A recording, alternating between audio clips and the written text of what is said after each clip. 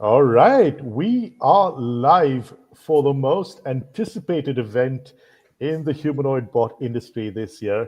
I have a stellar crew with me today. The good fortune of having Dr. Scott Walter, Dr. Gustav Andersson, and Dr. Know It All. I'm going to be the dumb rock here while they all break it down.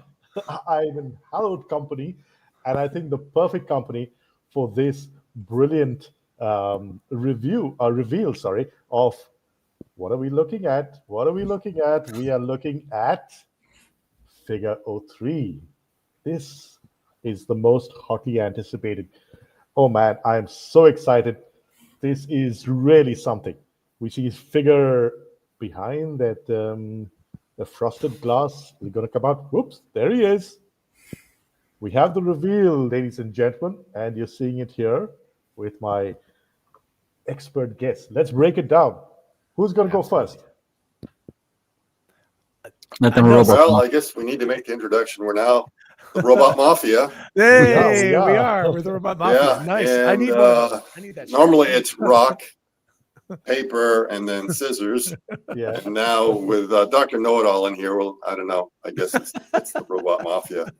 So yeah, we get a glimpse of what Figure 3 actually looks like in action. And we're seeing quite a lot of things in the home.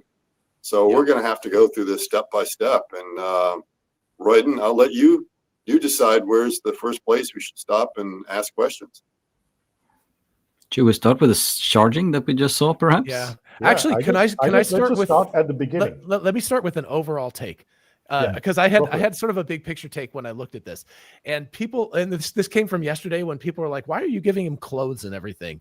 There was a lot of pushback against that, but what I saw when I saw this was, oh, he's got like uniform. This is all the idea here is no longer this is a robot. This is integrated into your life. So you've got the UPS version of the robot. You've got the house cleaner version of the robot. You've got the doorman version of the robot. You've like all of them have different clothes, and it allows you to identify the robot in not just that it's Figure 03, but what it does. And that's so exciting. I mean, I see this vision starting to come about. It's no longer just like, can we make a robot? It's now, how does this robot become part of your life? And that's really cool. So that's the real big picture thing. Indeed. And okay, quick poll. How many of you feel that it's perhaps even better in real life? Because the last video we saw yesterday, day for yesterday, right, was CGI. I mean, it's very close to the CGI version. Of course, you can see the texture of the clothing a bit better, and you see the wrinkles where there were none before. But I mean, it looks really sleek, and I like the walking pattern that it has. It's not fully natural, perhaps, but it is really impressive. A bit sad that it's all in slow-mo, so I'll have to speed it up to normal speed later to kind of see what it actually looks like when it's walking.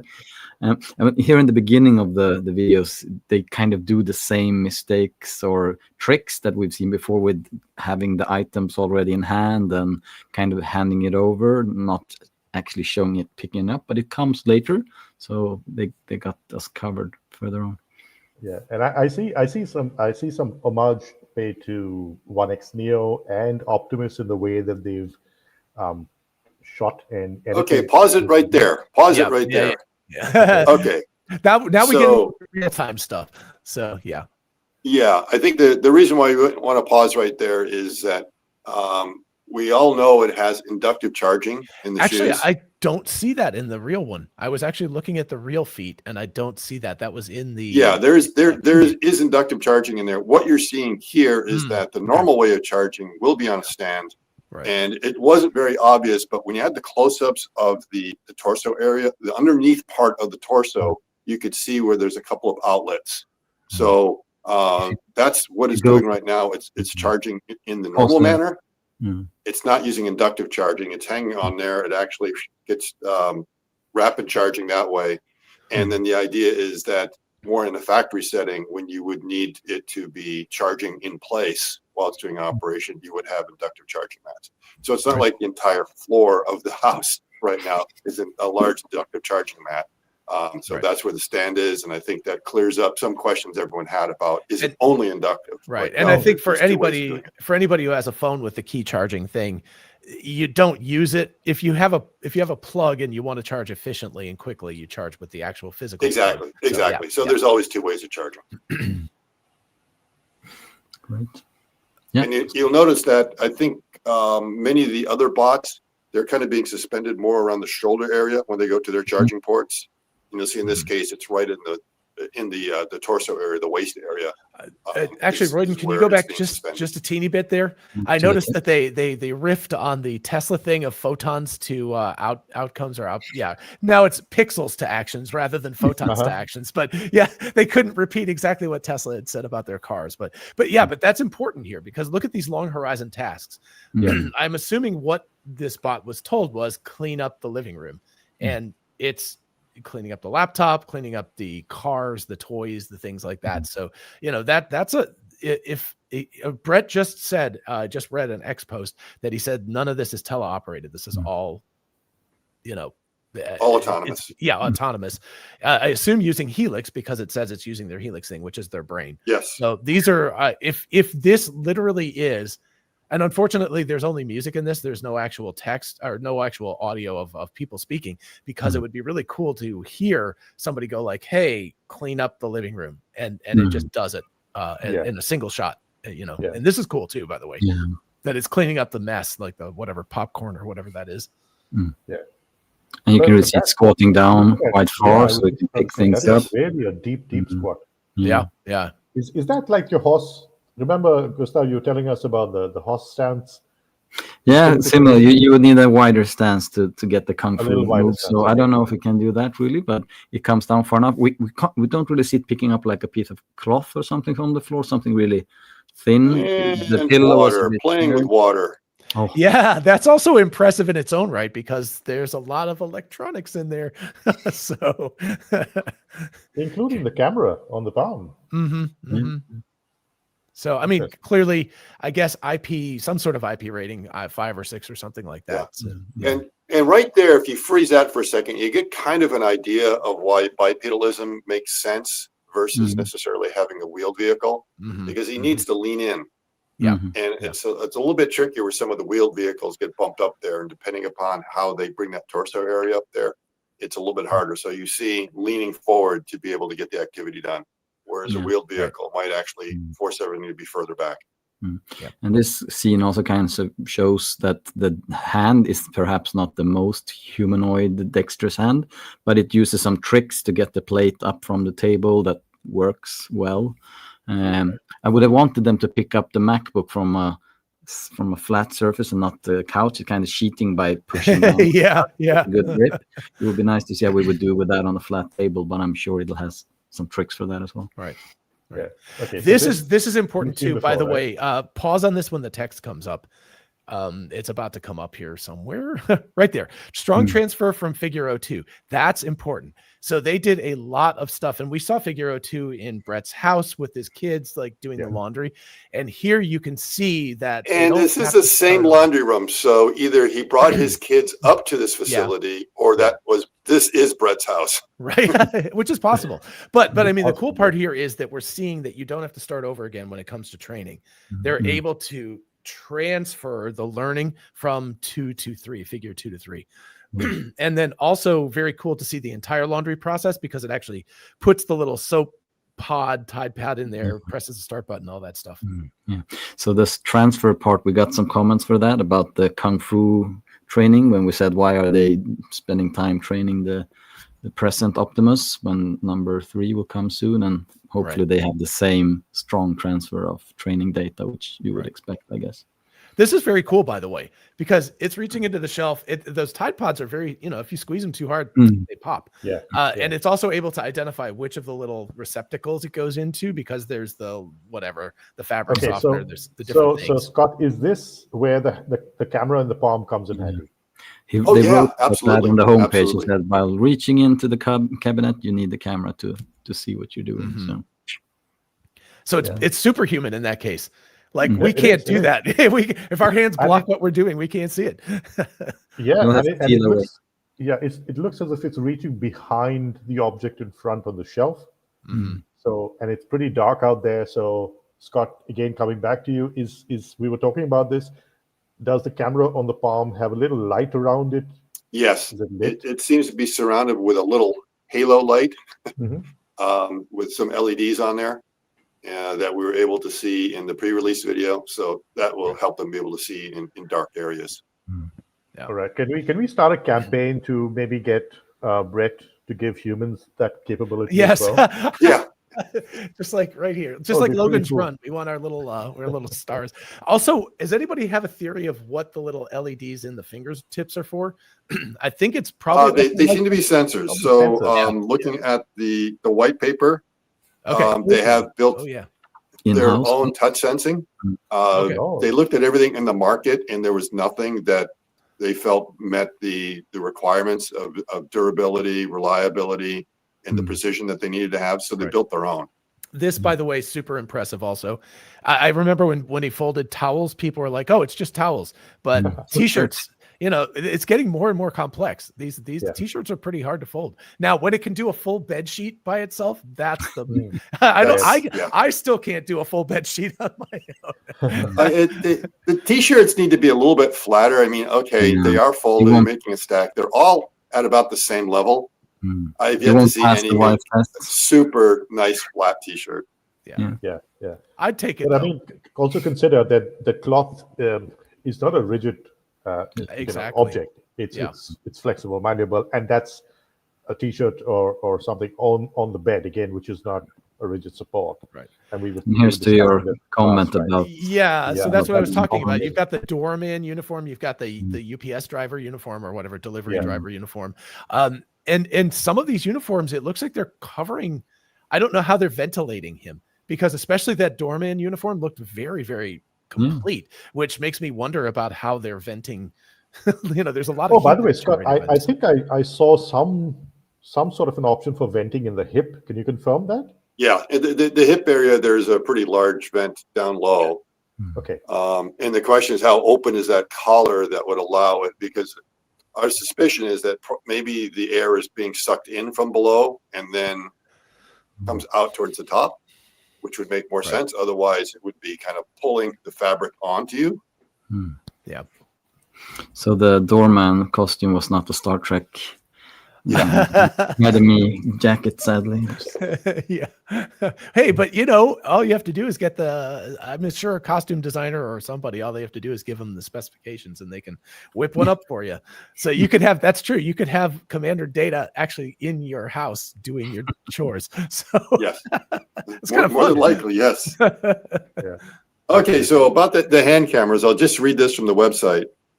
Each hand now integrates an embedded palm camera with a wide field of view and low latency sensing, which offers redundant, close-range visual feedback during grasps.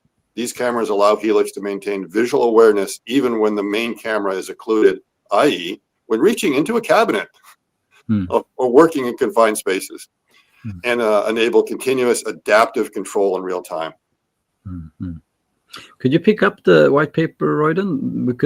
It's under news. So if you go to the website and then news and then look for the Figure 3 reveal. Here's what it says about the sensors in the hand. By the way, Figure 3 hands represent a major leap in compliant and tactile design. Softer, more adaptive fingertips increase surface contact area, enabling more stable grasp across objects of varied shapes and sizes. After surveying existing market options, Figure found that current tactile sensors had inherent limitations that could not withstand the real-world use. This led to the internal development of our first-generation tactile sensor, guided by three principles: extreme durability, long-term reliability, and high-fidelity sensing. Each fingertip sensor can detect forces as small as 3 grams of pressure, sensitive enough to register the weight of a paper clip resting on your finger. This position allows Helix to distinguish between a secure grip and an impending slip before it occurs, allowing fine-grained dexterous control over fragile, irregular, and moving objects. So that last was, they talked about the pressure force there. They didn't mention anything about shear forces. I'm assuming that's sort of what they mean for detecting a slip. So that's going to be very important on a sensor, is that not just that you are able to tell how much it's pushing down, but whether something is kind of sliding off, so that you know Right. to apply a little bit more force. Yeah. If you go down a little bit more, then I think it's below that text where it kind of picks up a card. That clip, if you go down, Oh yeah, there you that's go. quite impressive, actually. I mean, it does the same trick as with the plates, that it kind of draws it over the edge and then picks it up. But still, it's not that easy to pick up a card from a deck of cards if you have no sensibility in your fingers. And then the fact that it's not crushing the egg or the tomato is Right. so impressive. Either one is Either good. one. By the way, there's a different page that has specifications listed. I just sent it to you, but I don't know why they're mixing units, but he's 5'6", which is 170-ish centimeters tall, maybe a little less than that. A payload of 20 kilos. Yeah, if you just scroll down there, right there. So anyway, and then a weight. So it weighs 60 kilos. It has a payload. I guess it can carry 20 kilos, 5-hour runtime, and 1.2 meters per second walking speed. So getting close. That's exactly the walking speed you want. Yeah. You don't want to be any slower than that. Yeah. It would be nice to be a little bit faster, but if it's able to maintain 1.2, then it's factory capable. A And is fast enough. human is about 1.5, right? Sort of average human. Yeah. Yeah. So it's and that's close. a brisk walk. 1.2 is just kind of a very comfortable walk. Right. Mm. Okay. Yeah. So Yeah. So really, really cool though. I mean, 5-hour runtime. That's it's not all day, but it's not bad. And 60 kilos is not bad. It's lighter than a human most 5'6" humans. I don't know anymore with the world these days. Maybe not, but anyway. So John, according to the International Standards of Measurement, the gait speed should be expressed in meters per second.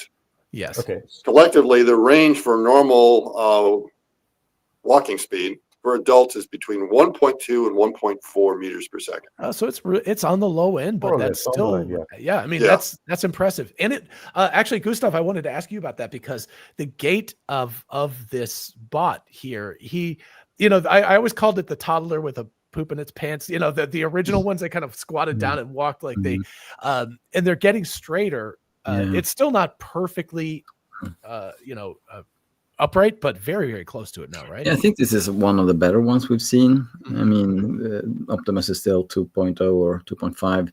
Yeah. It's shuffling along, especially in the golden bot video that we saw recently. It didn't really look as impressive as this. So and now that we see it outside of the frosted glass, I mean, the arms look a little bit strange, probably because the hands aren't really moving as natural to say, but I really like the leg movements. And when it's poked in down a package outside the front door, it doesn't squat down like totally, what do you call it?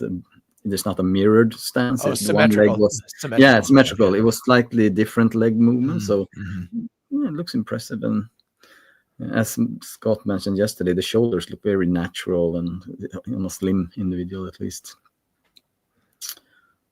And he has a eye in the back of his head, which means he's going to be like your mom.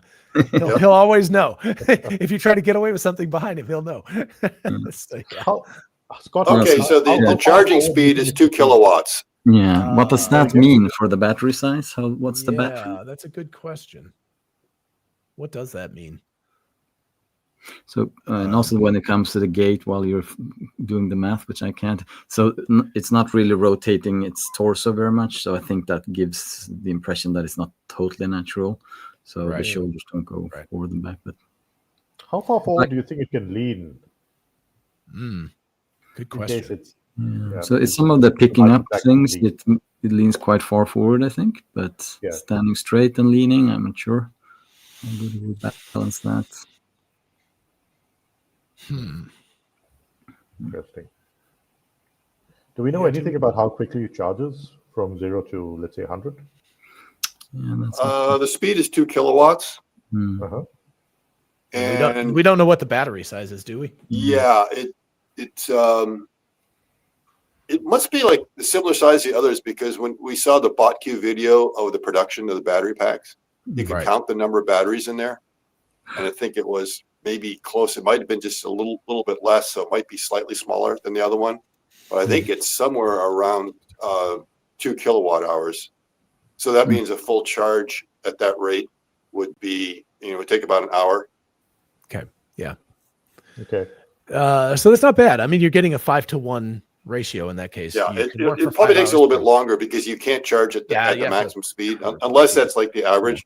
But I think there's probably 2 charging rates. That might be the charging rate for inductive, Yeah. which is pretty good. Yeah. You know, the expectation is that if you're getting 5 hours out of this thing, then it's drawing less than 1,000 watts. So, you know, maybe it's like 500 watts, 700 watts, somewhere around there, maybe a little bit less, which means the inductive charging would be more than fast enough to keep the bot functioning as well as top off the battery. Yeah. But that's also very impressive considering you're not just talking about the actuators and stuff moving, but the brain, you know, that the actual, I think it's NVIDIA Atom or whatever, but you know, that brain sucks down a lot of power. that's not a joke. That's using a great deal to run Helix, the software that's running. So this is all really impressive. And I think as people know from your cell phone and your electric car, if you have one, a lot of times if you're in a situation where you need it, it's really not how long does it take to get to the full charge, but how long does it take to get to a charge that's good enough that I can use it for a while. So, you know, how long does it take to get to 50%, say? That probably is the more critical measure, because if the thing's like, oh no, I'm out, and you're like, but wait, I'm in the middle of, you know, a construction project in my bathroom and I need you to help me by handing me the tools and stuff. It's like, I don't need to wait for an hour and a half for you to charge up all the way. I just need you to get like something so you can come back and help me for a while. So yeah, I think that 40 and 50% charge speed would be pretty critical too. But yeah, so interesting. Do you think I always thought you were supposed to deployed in homes, or do they still have some ways to go in training? I mean, that's more of a Scott thing, but it looks like the bot itself is being designed to remove as many pinch points as possible. I mean, it looks like even the pinch points in like the elbows and stuff have cloth covering. So there's probably some give, some compliance. It looks like the hip area would be the most dangerous because like right where the, that's probably the one area that's going to need more attention in the future. But I mean, clearly it's operating around humans here, but it's they're employees of the company, I expect, not you know, your average proletariat like the rest of us. So how do you think the tie-up with Brookfield ties into this, Scott? Where does it go next with that? Scott's trying to answer somebody's I mean, they have a lot of commercial properties as well as residential properties. And, you know, this example here, I think, is it next week? Whenever the 14th is, that is supposed to be the Dreamforce event at Salesforce in San Francisco. And we already saw that they're planning on having the figure bot there being a receptionist. And I assume what it might mean is that's where you will end up seeing a lot of figure threes, possibly in public for the first time. Right. All right. So we're seeing different functions. Yeah. So all of the stuff at the beginning was kind of slow motion, you know, cinematic stuff. All of this, well, that looks a little bit slow motion. And this is, but some of the stuff in the middle, like him flipping packages and walking up to deliver stuff, that looks like that's real time. So yeah, it's a little unfortunate. Like you said at the beginning, it's like, oh, don't show us this stuff in slow motion. I want to see it at like real time. I want to see how it's actually operating. But I think this looks like it's real time. I think more or less not very far off. Yeah, maybe a little bit slow, but maybe a little bit slow. This seems to be real time. This is slow motion. Yeah, but it's not much. And I mean, if it moves faster, that's just impressive. I mean, it's not kind of deter from the range of capabilities. So could we watch here? So it kind of shows, maybe it's just the setup, but it doesn't really reach the ground floor when it drops the package. I hope it's not glassware in there or something. It's not a hard drop, but it's kind of like, okay, just let it go now and bonk. Oh, yes. And that's why it's, but I mean, I don't know if it needs to go any further down. Okay. Just go back there for a second, Royden. Just quickly go back to where we saw the batteries. Actually, if you've ever seen a Amazon driver, they usually throw it on your front porch. Yeah. So it's doing better. Yeah, true. Getting close. Okay, right there. That is how batteries are received in factories. So when they get shipped overseas, there's usually about 130 in those boxes, and they have to be unboxed. And that's what you're seeing right there, is they're having to do the unboxing of the battery packs. It's probably going to be feeding bot Q. Mm-hmm. So that's like a little bit of an Easter egg there of showing you that, aha, we plan on using it in our actual production. And then the first thing they do when those batteries come out is they go through a test suite where each cell has to be tested to make sure that they're okay, and then properly matched where they're supposed to go in the battery pack. So that clearly is where the incoming is, and the top layer is off. I've seen automation for it, so you can see that there is actually a robot arm there. There are many operations that they're already doing with industrial robots. I've seen these industrial robots go around with a box cutter to literally cut the top off and then slide down the conveyor, and then another bot comes in, picks up, takes the cover off, and then it goes on, and then they will have something else come in and pick up all the cells, bring them over, and then dump them onto another pallet. Or sometimes they have like the pallet built right in there, and then it can move on down to the test stations.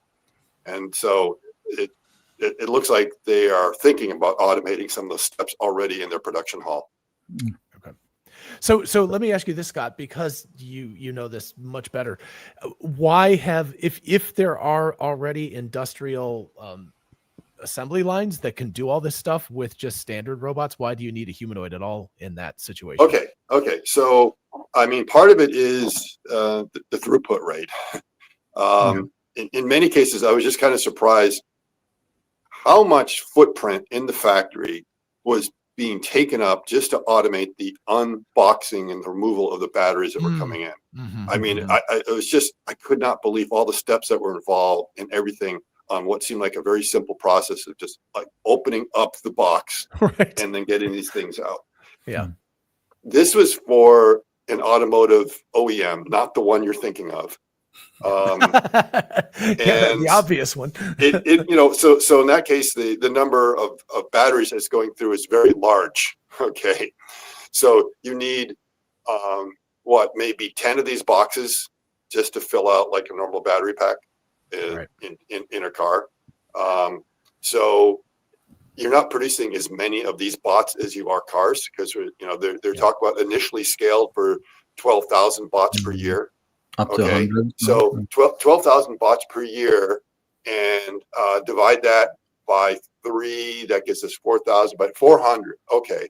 So basically that's the equivalent of maybe 400 Model Ys worth of batteries. Right. And if you are only producing 400 Model Ys per year, you're not going to bother to automate a lot of those parts of that battery production line taking the lid off or doing something like that. It's like the throughput rate just does not justify that kind of investment. So that means a lot of the steps that they may be automating some other way just doesn't make sense because of the volume's a little bit different. And there's still, even then, with all the automation they have, there's still some that's like just too tricky or too hard to do, that like just hire a guy. Yeah, he can go ahead and do that. Okay. Or hire the bot. So, by the way, I know in this case you hire the bot. That's exactly what it is. So they probably identified some steps that are just like, it's a manual step, and it's really easy and it's really dull. Yeah, exactly. It's gonna be like taking the lid off. Exactly. I wanted to call out one of the comments that you posted, Royden, about this sets the bar high for Optimus Generation 3. It definitely does. I mean, this is a bit of a gauntlet that's been thrown down. And I mean, Figure and Tesla have been kind of, duking it out a little bit lately. And but I see Figure here as this is a major, haha. Look what we've got right now. Yeah. I mean, the big. Yeah, the hand, I guess, is where Tesla can shine if they manage to kind of show off the Gen 3 hand being superior, because this is a quite, like, the motion of the hand, the camera and everything else is of course one thing, and the sensors, but the function of the hand is quite basic compared to what some people are trying to achieve. Whether or not they will is a different case. But definitely. And I don't know, as we mentioned yesterday, it feels like Figure has more to prove. They have to show this. Yeah. Tesla can still kind of live on the idea that, we will be able to manufacture hundreds of thousands much easier than anyone else will, because we have the manufacturing know-how and we have the supply chains waiting for us. Yeah, Tesla does have the scaling advantage, doesn't it? And they show that, or they write that we go for 100,000 bots. That's like the end goal that they mention now in the white paper here for Figure. Right. And that, I think, is a lot less than Tesla are aiming for. And of course, that's over 4 years, right, Scott? Yeah, that's like a 4-year goal with bot queue initially capable of producing up to 12,000. That's surprising. Why do you think that is the case? Is it a supply chain side constraint, or what is it?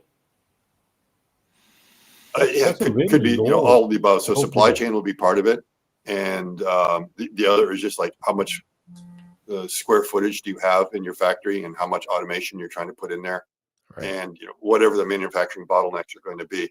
I don't know exactly what the manufacturing bottleneck would be, because some of those items it looks like they could probably produce rather quickly.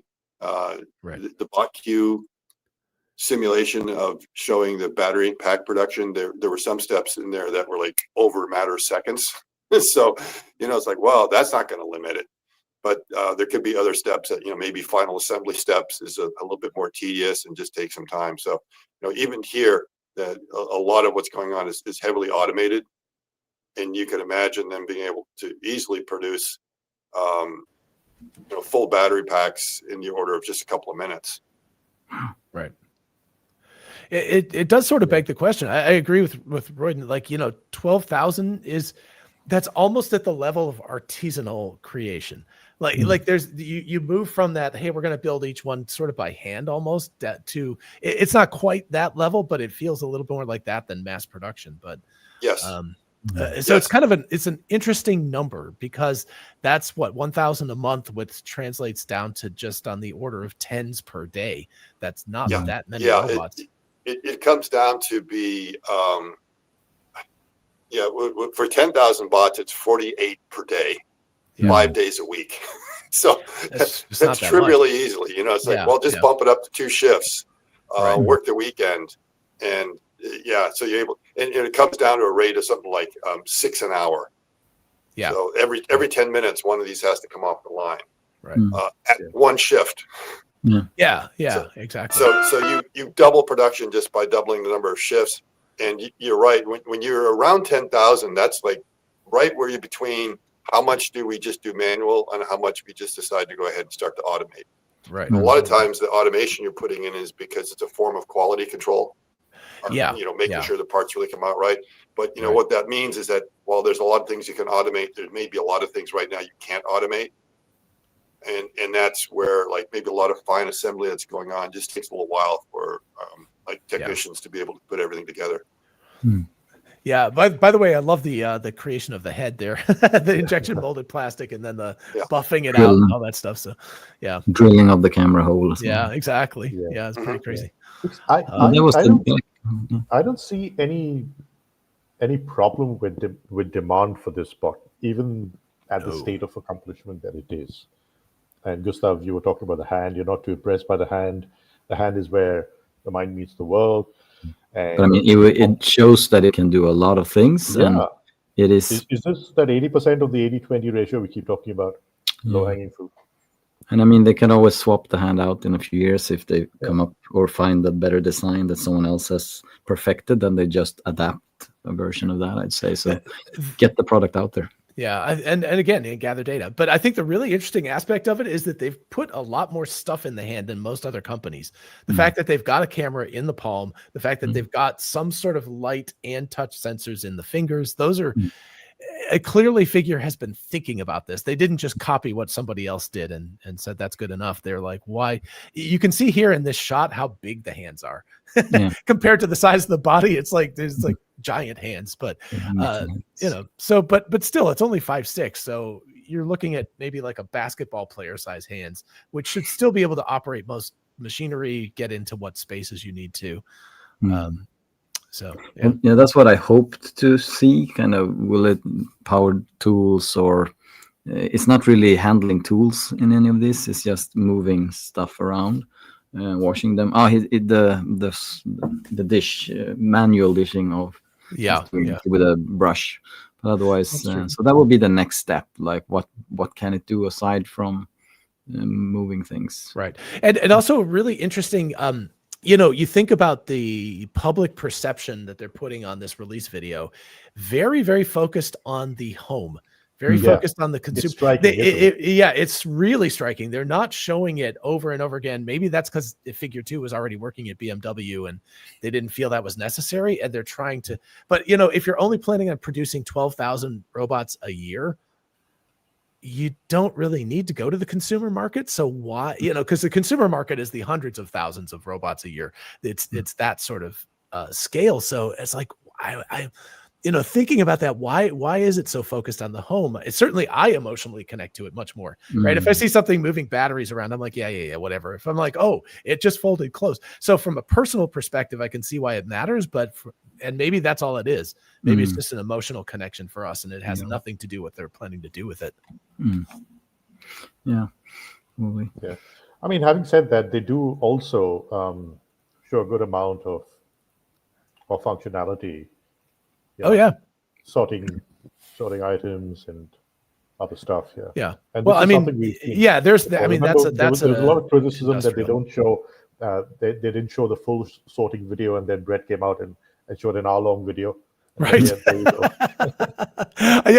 All we have to do. Let's challenge Brett right now. We need to come up with something that we're like, hey, we haven't seen this. And then tomorrow we'll get a full video of the whole thing. What should it be? I would like it to do. I mean, Tesla showed that in one of the first videos, like a power tool screwing in a screw or something like that. It doesn't have to be really impressive. Like, can have the easy setup, but just taking a power tool and connecting it with something. I have something better. I wanted to assemble an IKEA piece of furniture.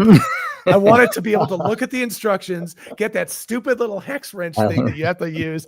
Oh my gosh. If it can do that, okay, Brett, there's your challenge. Yeah. And the basic tool is fine. You can do that. Yeah, exactly. Yeah. Sorting boxes and delivery packages. That's all. But okay, what's that vehicle there? That's an Amazon van, right? I think it was. Yeah. It's the Rivian electric. Oh, it's a Rivian one, right? Yeah. Okay. Yeah. So what is that signaling to us? Customers. There was one thing that I liked, and it's mostly because Scott got such a big following yesterday on his post about the inductive charging, and it does not say on the shoes. It doesn't say that in the real one. It was just for the video from last night or 2 days ago. Yeah, possibly. Yep. To give you some clicks. Exactly. Yeah. And when you see the very, very beginning, it eventually goes down to his. This was the teaser. This is the teaser video. Yeah. The trailer. That's where and so it's possible that, by the way, they took a hint from Apple with that whole with their Apple Vision Pro and that stitched sort of woven. It's a very cool look. I really like it. I wonder what is any idea, Scott, what that material is made of? What sort of material fabric is that? I'm assuming it's probably a very durable, breathable, and waterproof fabric. But otherwise, it's going to be maybe really tough to be able to take it off to dry it or to clean it. Yeah, so that's like the big questions I have is what this is going to be like to clean.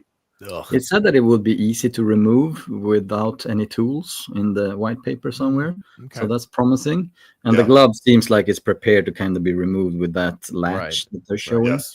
And so maybe it's an asbestos sensors you were talking about. John. Yeah, I thought that was LEDs, but it's not. That's just little pieces of purple tape on or rubbers. So yeah, it's just a pressure. For some reason I thought it was actually lit from the inside. I think it was just an illusion. So yeah. So maybe some tracking, pressure and temperature sensors, or just what sort of a combination is it? What do you think? Maybe don't mention pressure. They don't mention temperature. What sensors do REI gloves come with? It seems like the larger pad is the pressure sensor. So I don't know what or maybe the larger pad is just the grippers and only the purple section is the pressure. Perhaps. Yeah. will be interesting to find. Interesting question. Well, the other thing to think about is maybe the tactile sensing is built into the glove and not into the hand directly. So that might make sense in where they are. Yeah. And that might also tell us something about how the glove was wrapped, because you remember in the intro that there was something where you saw it kind of get pulled around on the wrist. Yeah, the leg. And I'm wondering if that's then the data connection between the glove and the bot. Wow, there's a lot of slop. Because think about when you put a pair of gloves on, it never quite fits exactly this. I'm just thinking about the amount of slop that there's going to be. Right there. Yeah. So I suspect that may have something to do with that. When you put that glove on there, that's how you make sure tighten it. So maybe it snaps in there, and then maybe it makes the data connection. Yeah, keeps it firmly in place, but at the same time, the glove, if it has sensors in there, the sensors have to plug into something. Right. Yeah. Good point. Yeah. Very cool. Wow. I saw this whole commercial about non-flame, like asbestos blankets back in the 40s or something. Maybe it's the same material. Makes it fireproof. Absolutely. We'll just have it be asbestos. That's the perfect solution. Just don't breathe. Don't breathe. You can have them in your house, but don't breathe. Yes. It's all good. Yeah. So he does kind of cheat because he's on the sofa when he's picking up the laptop. Yeah. So, But then in the next clip, he kind of pushes a plate over the edge of the table and catches it. So there are like techniques. And I'm not, that's probably something you will manage. The interesting question with that becomes, did Figure learn that in the virtual world, reinforcement learning, or was a teleoperator working with it and trying to figure out how it would work? That's an interesting question. We may never know the answer because they may never tell us, but or it might be some combination where the teleoperator gave it an initial. I think they probably figured that trick out in teleoperation, because when you're a teleoperator, you're just as restricted in what you can do as the robot. And you're sitting there going, man, how do I get it to do this? And then you realize, that's the little trick. Yeah, I like that, Darren. Good comment. That the fact that it's purple may help the camera in the hand calibrate itself. It could maybe do something like this, where it's like, okay, now I know where the fingers are. So that's a really good point. Yeah, and would make sense. Why it's concerned about that? Concerned about the hand with the glove when it's washing the plate and the cup. How durable do you think that's going to be? I mean, soap, detergent or whatever, and grime and food material and all of that. I guess you got to remember that the comfort level that the bot needs for wearing a glove versus us is very different. So it can be very tight. It can also be made out of materials that we might find annoying, scratchy or not ventilated enough. And the sensors are in the glove most likely, so they don't lose sensation by putting it on, rather adding. Right. Yeah, good point. I was just thinking about a dishwasher or a pot washer at a restaurant. Like if you tasked that would be if all it was doing for 8 hours a day was having its hands in soapy water, that could. I remember doing that as a job in college, and man, my hands would be raw at the end of a shift. Yes. And I'm wondering what it could really damage it. That's a lot to require, because it's not just that, but it's also the wrist area and the forearm too. Yeah. So you might have like these long rubber gloves that you put on. And of course, if we wear them for a long time, our fingertips get all pruny. Yeah. And it doesn't get pruny because water enters the gloves. It's because it can't exit. So we perspire so much in there. And hopefully the bot's not perspiring. It is generating some heat, so they're going to need some way to dissipate the heat. But it may be that it can endure gloves like that better than we can. Yeah, right. But clearly you would want to have the gloves up kind of high, because you don't want water getting in around the wrist area. Right. So I'm pretty sure all those actuators have a fairly high IP rating that would allow them to, if not be submerged, at least exposed to water is not a risk. Yeah. But you might be right. I wonder how sanitary the surface of those gloves will be, because how do you think they're going to sanitize that when you're in touch with organic material or isopropyl or something? Is the germaphobe in me overreacting? I mean, probably similar to what you clean your house, like some kind of isopropyl or alcohol should be fine. I mean, it might dry it out if it's too rubbery, but right. Which would be another advantage of the gloves, because the gloves could be relatively inexpensive compared to replacing an entire forearm or something. Yes. That, if it got crusty and the rubber kind of deteriorated, that you could just replace it. So, yeah, very cool. Interesting. That's the best walking vision or like section of the video. You actually get a real-time walk, and it's not bad. I mean, it's not perfectly smooth human, but it's not bad. Yeah. Go back to laundry again. I think it was doing a much deeper squat than we saw elsewhere. Is that right? Yeah. See, how deep is it there? Is it a little bit deeper, or is it about okay? It's just about horizontal. More or less the same, yeah. Yeah, the legs are horizontal.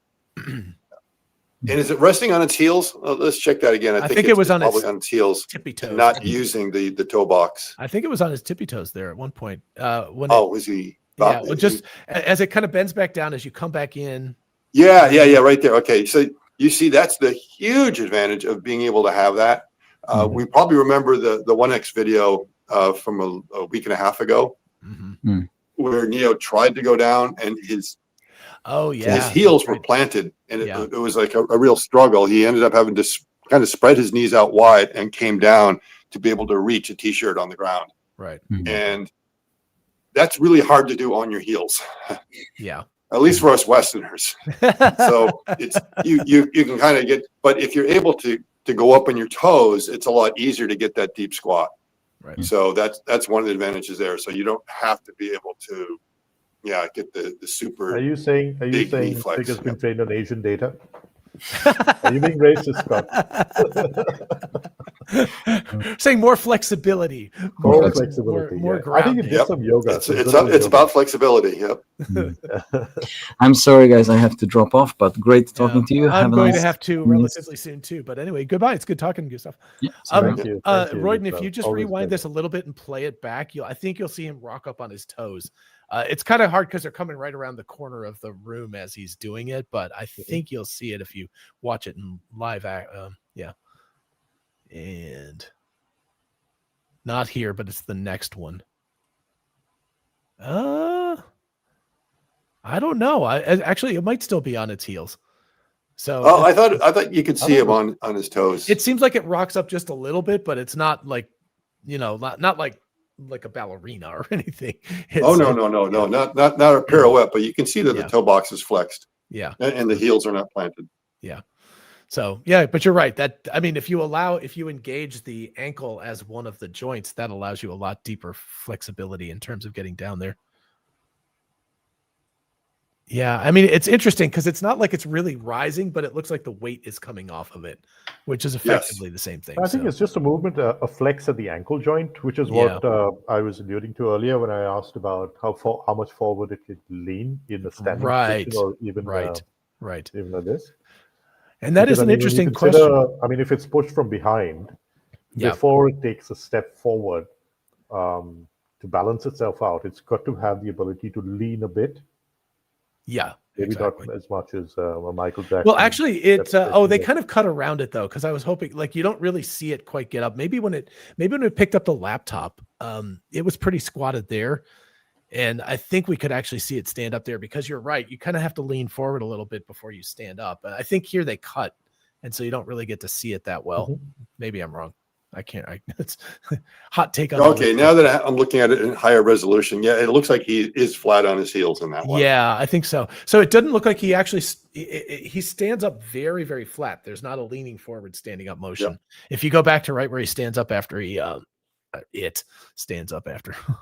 Sorry, gender neutral, whatever this thing is. How are you going to address it? Yeah. So I know, right? I think you just get to address it in however you want and address it however you want.